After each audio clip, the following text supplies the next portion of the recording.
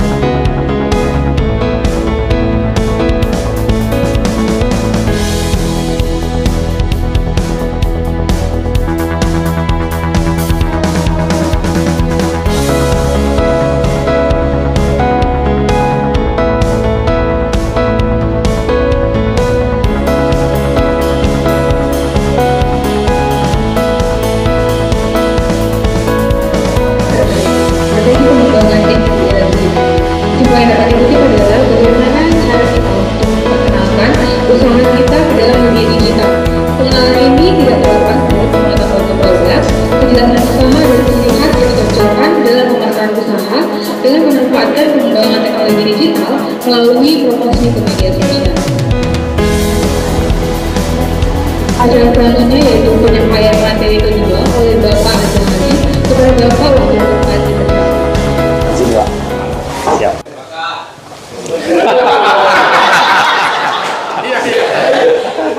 Jadi tidak sopan kalau ingin berbagi tidak memperkenalkan diri.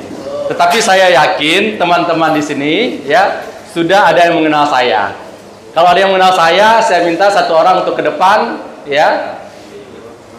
Ada? Oke, silakan adik. Bukan hanya nama, sekilas profil tentang Bang Azhari. Assalamualaikum warahmatullahi wabarakatuh. Waalaikumsalam warahmatullahi wabarakatuh. Langsung Boleh. Saya mengenal Bapak Azhari yang mempunyai Vinsar Sosial. Ya. Yang beralamat di Jalan Kampung Jawa Baru. Iya. Ya. Sering jumpa Pak yang waktu Bapak bantuin lapangan voli. Oh. Itu masyarakat yang kita kumpul di kafe. Ya.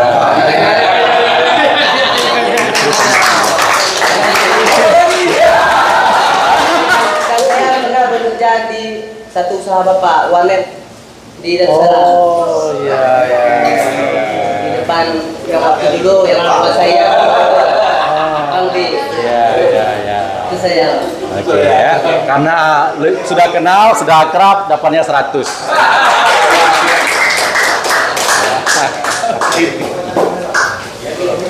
Jadi perkenalkan, nama saya Azhari. Orang tua saya menamai saya karena dulu beliau kepingin punya anak yang masa depannya gemilang dan ceria. Jadi Azhari itu berasal dari bahasa Arab yang artinya gemilang dan ceria. Jadi ketika adik-adik nanti, Bapak Ibu ketemu orang di luar, ada yang senyum-senyum, ingat dua kata. Bang Azhari banget. Ya. Kemudian saya lahir dibesarkan di Aceh, sekolah di Aceh, juga kuliah di Unimal. Jadi saya alumni Unimal, kebetulan hari ini menjadi ketua alumni teknik. Ya. Kemudian juga magister saya juga di Unimal. Doakan ke depan juga ada program doktor di Unimal, insya Allah saya juga akan di Unimal. Ya, walaupun saya sudah pernah ke luar negeri di 2004 sampai 2005 saya di Amerika. Waktu itu saya hampir saja keluar green card ya, karena Amerika itu akan mengeluarkan izin tinggal dan kartu identitas bagi orang-orang yang menguntungkan negaranya. Kebetulan waktu itu saya menjadi sales marketing untuk Armor Car di Texas, San Antonio. Ya, tetapi karena waktu itu saya belum menyelesaikan sidang akhir saya di Unimal, akhirnya harus pulang kemari. Kebetulan sudah tsunami, akhirnya saya berpikir harus memajukan negeri kita ini. Sebelum kita mulai, saya mungkin harus berbagi lagi ini. Ya. Emang enak ada Bang Azhari begini lah ya. Jadi kita baru saja memperingati 77 tahun Indonesia merdeka. Ya.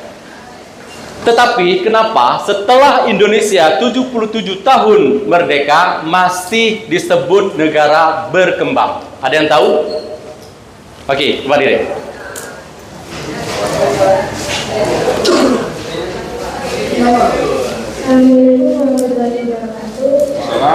Perkenalkan, nama saya Sabira Rafi, jurusan Ilmu Komunikasi Universitas Madura dari organisasi UKMPS Indonesia.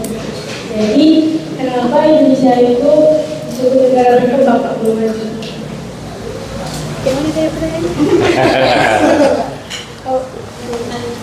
Indonesia itu belum dikatakan negara maju karena Indonesia masih di tahap berkembang. Menurut saya, Indonesia belum maju karena Indonesia ini kekurangan orang jujur.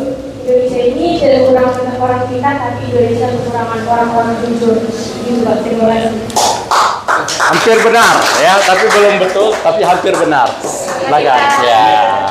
Kalau saya Mas Ari, kalau maju ke kiri kita berhadapan dengan Malaysia ngambil Ya. kiri. Kalau maju ke sana Filipina ngambil. Ya, tapi Bapak nggak dapat duit. Saya minta satu lagi dari cowok ya. Kenapa setelah 77 tahun Indonesia merdeka, Indonesia masih dicap sebagai negara berkembang? Ayo, sayang, 50.000 dapat ayam geprek 5 bungkus. Ada? Hah?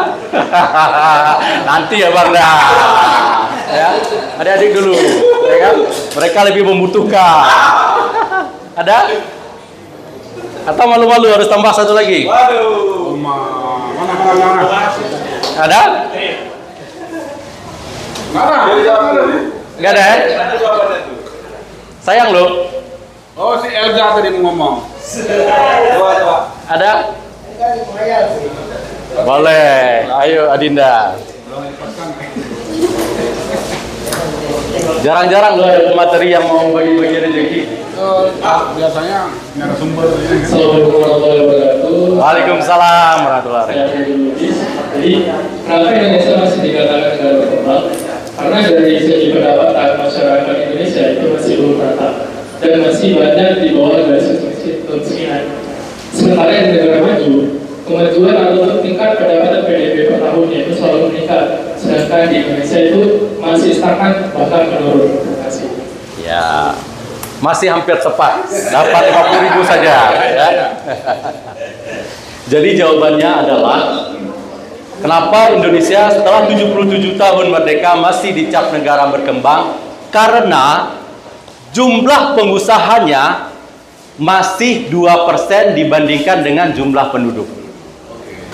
Syarat menjadi sebuah negara berkembang itu minimal 4% jumlah pengusahanya dibandingkan dengan jumlah penduduk. Contohnya Malaysia.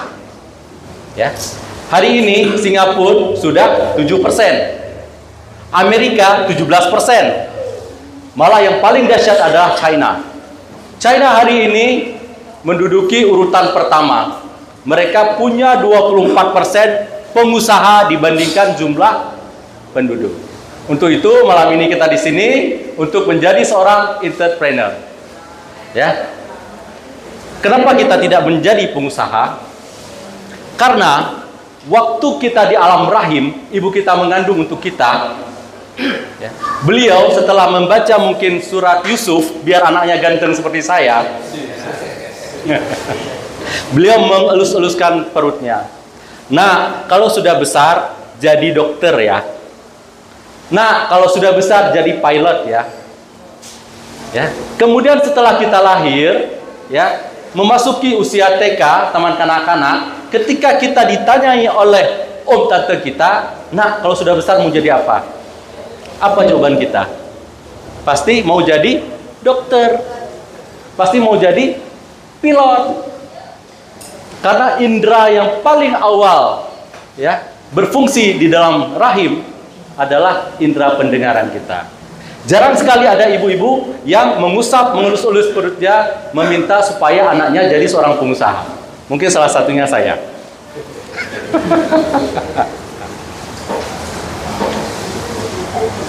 Jadi hari ini ya Bang Azhari punya sekolah. Sekolahnya Yayasan Pendidikan Islam Finkarosya Tahfiz Internasional. Jadi Bapak Ibu bisa ke sekolah saya, coba panggil salah satu anak di sana, coba tanyakan. Nah, kalau sudah besar mau jadi apa? Pasti dia bilang yang punya rumah sakit. Kenapa? Dokter rumah sakitnya milik dia. Bukan jadi dokter lagi. Ya. Kemudian kalau dipanggil satu lagi, kalau ditanya, "Nak, mau jadi apa kalau sudah besar?" Mau jadi yang punya maskapai. Ya. Pilot pesawatnya milik dia.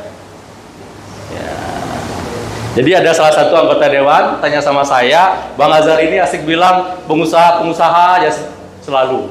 Kalau semua kita ini jadi pengusaha, siapa yang bekerja?" Saya sampaikan gampang.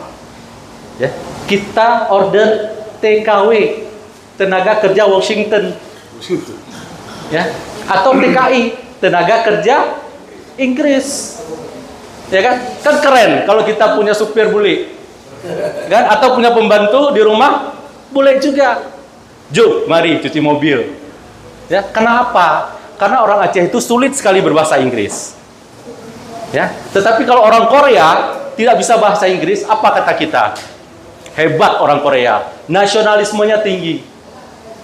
Kalau orang Prancis gitu juga, hebat orang Prancis, nasionalismenya tinggi. Tetapi kalau orang Aceh nggak bisa bahasa Inggris, apa kata kita? Cukup bangai, dok bangai. Ya kan? Mendingan hari ini, ya kan, kita jadi orang kaya, biar orang Prancis dan orang Inggris belajar bahasa Aceh. Kan enak, ya, kita nggak perlu belajar bahasa Inggris. Makanya untuk itu kita harus menjadi pengusaha. Kenapa lagi kita harus menjadi pengusaha? Ya, karena kita umumnya di sini orang Islam. Kata Nabi, hanya di tangan Muslimlah harta itu bermanfaat. Coba kita pikirkan, coba kita bayangkan. Ya, ibadah yang paling mahal itu adanya di Islam.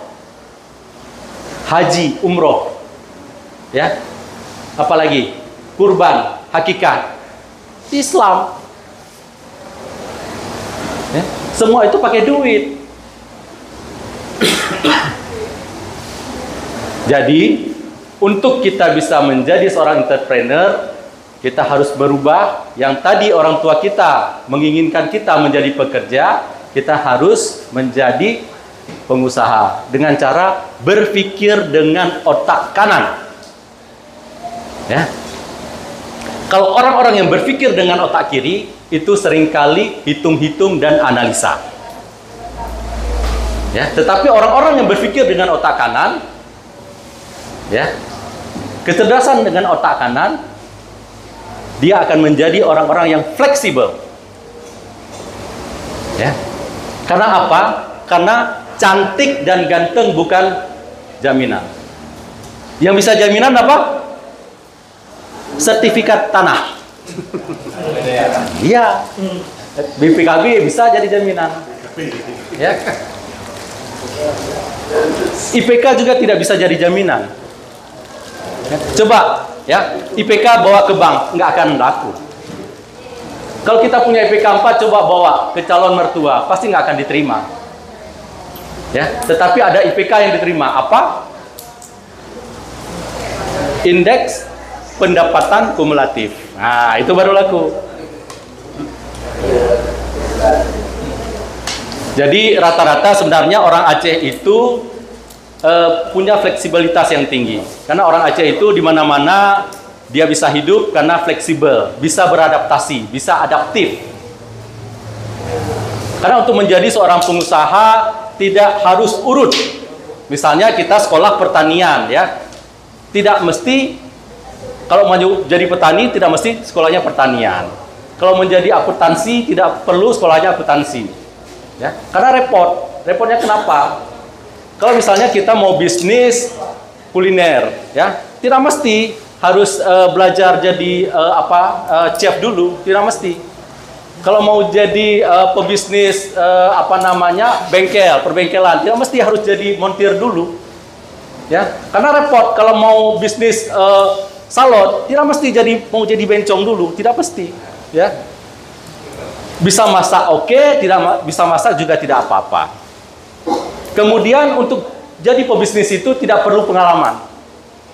Karena hal penting, ya, sekelas kita mau melamar seorang gadis ke calon mertua, tidak ditanya apakah Anda sudah berpengalaman, ya. Tidak pernah calon mertua kita tanya kita apakah sudah berpengalaman ketika kita mau melamar, tidak pernah. Itu hal penting. Jadi punya pengalaman oke, tidak punya juga tidak apa-apa. Jadi mau jadi pebisnis itu tidak mesti urut, yang harus urut itu tukang urut. Itu yang perlu jadi diurut. Karena juga sebenarnya Nabi kita itu orang kaya. Ya, tidak mungkin, ya, walaupun dalam banyak sejarah kita pelajari Nabi kita itu tidur beralaskan daun korma. Ya, bajunya tambal-tambal. Ya kan? Ada yang tahu tidak? Berapa mahar, ya, yang dikeluarkan Nabi waktu meminang Khadijah? Ada yang tahu? Ada tahu? Nampaknya perlu searching ini, Sirah Nabawiyah. Kira yang mau minang terutama. 50 ekor unta terbaik itu. Tahu berapa harga unta sekarang? Berapa? Antara 30 sampai 50 juta satu ekor. Coba kali-kali 50, berapa miliar? Ada yang sudah pernah ke Museum Topkapi? Ya. Di sana ada pedang Rasulullah berbalutkan emas dan permata. Apakah seorang miskin, ya, punya pedang dan emas berbalut permata? Tidak, ya. Makanya kita harus jadi orang kaya dengan cara menjadi pengusaha.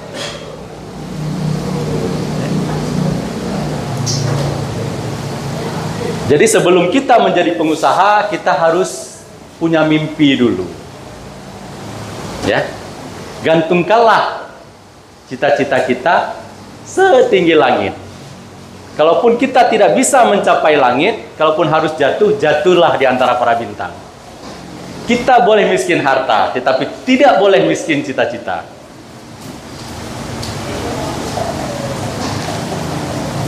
Jadi kata Allah, aku bagaimana prasangka hambaku. Ya. Kalau kita ingin menjadi orang besar hari ini, berarti kita mengakui bahwa Allah itu maha besar. Kalau kita ingin menjadi orang kaya raya hari ini, berarti kita mengakui bahwa Allah itu maha kaya. Tetapi kalau cita-cita kita hari ini remeh-temeh saja, maka kita sebenarnya meremehkan kemampuan Allah. Jadi bagi saya hari ini, syarat sukses itu sebenarnya ada dua. Yang pertama adalah karakter, yang kedua adalah keberuntungan. Karakter seperti apa yang harus kita miliki di zaman volatility ini? Sekarang menurut Closeweb kita memasuki era Fourth Industrial Revolution, ya, era revolusi keempat. Kita sekarang menjadi Society 4.0, meninggalkan Society 1.0. Dalam era 4.0 ini ada 10 skill yang harus kita miliki untuk bisa adaptif, untuk bisa kompatibel dengan zaman sekarang. Yang pertama adalah complex problem solving. Ya. Complex problem solving ini dibutuhkan oleh 36% industri seluruh dunia. Bukan pinter komputer, bukan jago ngelas yang dibutuhkan sekarang, tetapi kemampuan untuk dapat menyelesaikan masalah. Malah di Singapura hari ini, ya, complex problem system harus dimiliki oleh seluruh mahasiswa di sana. Kenapa? Karena Singapura hari ini terancam. Terancam oleh apa? Terusan KRA. Ya. 2025 terusan KRA dari Bangkok ke Tiongkok akan dibuka. Kalau dulu kapal-kapal yang mau ke Tiongkok harus melewati Selat Malaka, 2025 bisa melalui terusan KRA, memangkas hampir 1.200 km. Jadi Singapura akan terancam. Oleh sebab itu hari ini Singapura tidak berinvestasi lagi kepada infrastruktur, tidak berinvestasi lagi kepada teknologi, tetapi kepada siapa? Kepada sumber daya manusia. Jadi selain complex problem system solving, apalagi yang harus kita miliki di zaman ini? Critical thinking. Kita harus mampu berpikir kritis. Kalau kita tidak mampu berpikir kritis, maka kita akan terlibat hoax, akan menyebarkan berita-berita bohong. Kenapa critical thinking yang dibutuhkan? Karena di era digital sekarang, komputer, mesin-mesin tidak bisa berpikir kritis. Mereka tidak bisa memecahkan masalah. Hanya manusialah yang bisa berpikir dengan kritis. Dan yang ketiga adalah creativity. Ya, seperti jackfruit tadi. Ya. Creativity ini bisa merubah mobilitas vertikal, ya, menjadi eksponensial. 8 tahun yang lalu orang tidak kenal dengan namanya Ahmad Zaki. Ada yang kenal Ahmad Zaki? Pendiri Bukalapak? Tetapi di 2018 dia menjadi sponsor tunggal untuk Asian Games. Kekayaannya hampir sekitar 200 triliun. Kita dulu mungkin 10 tahun lalu tidak kenal dengan namanya Nadiem Makarim. Ya. Ada yang kenal Nadiem Makarim? Pendiri Gojek. Ya. Saya punya catatan ya, di 2016 Garuda itu punya 179 pesawat.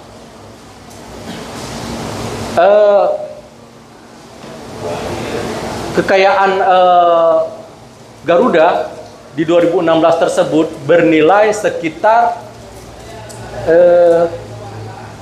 89 triliun.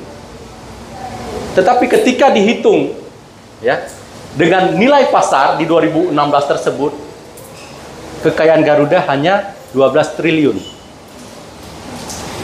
Kemudian bandingkan dengan Bluebird. Bluebird punya 6.000 armada. Ya. Punya 6.000 armada, kemudian punya 500 bus dan 4.000 lemosin. Kekayaannya 8,9 triliun.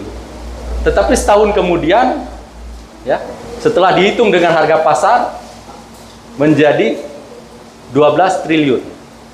Sedangkan Gojek, ya, 2016 mereka hanya punya kekayaan 17 triliun. Tetapi tidak sampai setahun 2017 kekayaan mereka mencapai 74 triliun. Bayangkan, apakah Gojek punya ojek? Tetapi dia mengkoordinir 1 juta ojek. Apakah Gojek punya restoran? Tetapi dia mengkoordinir lebih dari 100.000 restoran. Makanya Nadiem Makarim menjadi role model bisnis Indonesia saat ini. Kita doakan adinda kita menjadi pengikut Nadiem. Setidaknya kalau Nadiem jadi Menteri Pendidikan, beliau jadi Kepala Dinas lah.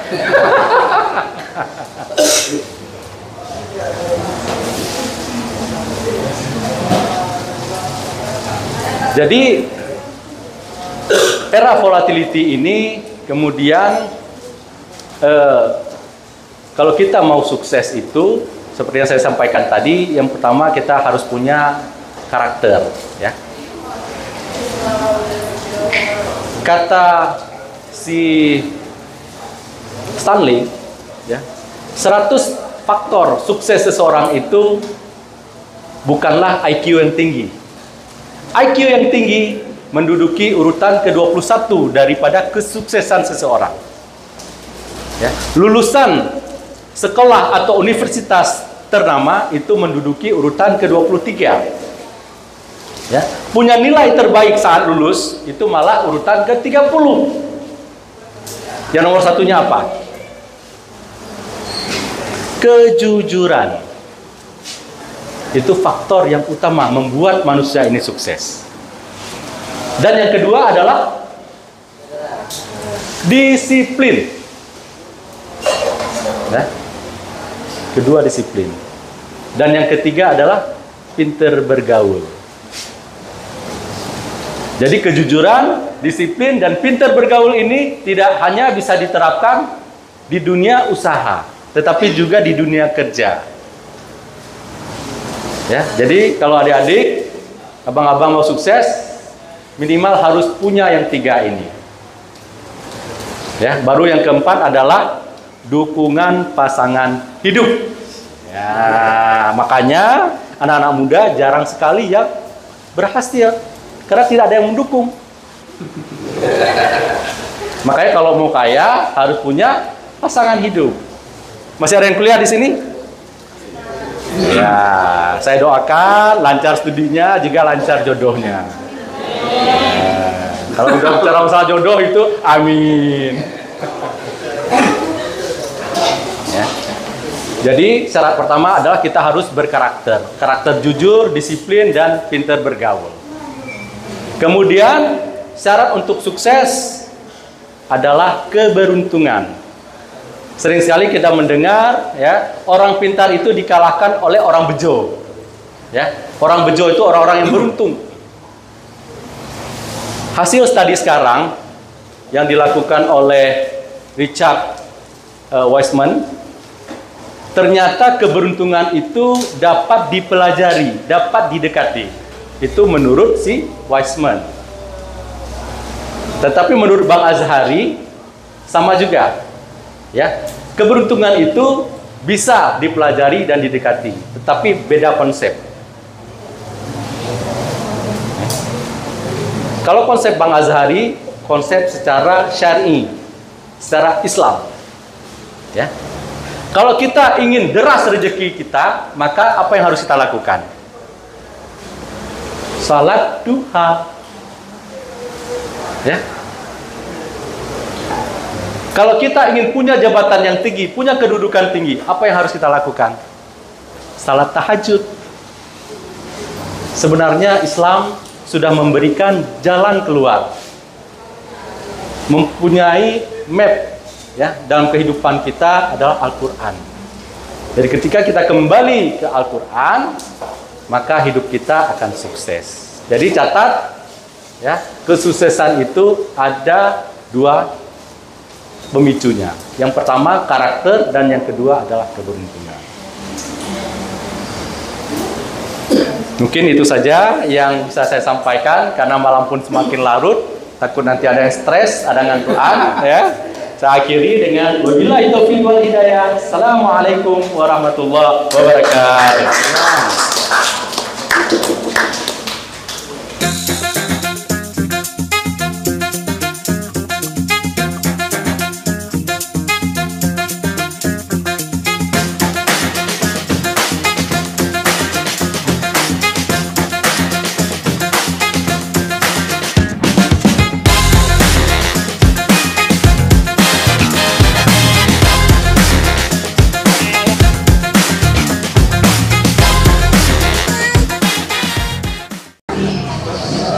Itu yang menjadi sasaran kenapa harus anak muda dan mahasiswa tidak hanya belajar teori di kampus, dan mereka harus kita ajak memanfaatkan, karena satu hal lagi yang paling banyak menggunakan media digital adalah kawan-kawan muda ini, generasi Z dan milenial.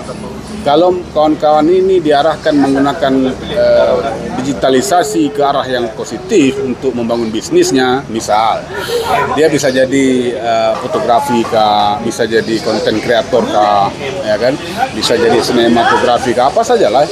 Yang penting bisa mengangkat konten-konten kearifan lokal ini, bisa, saya yakin terjual ya, asal dia konsisten. Karena dalam dunia digital ini, satu, dia harus konsisten dengan kontennya. Yang kedua, dia harus mampu beradaptasi.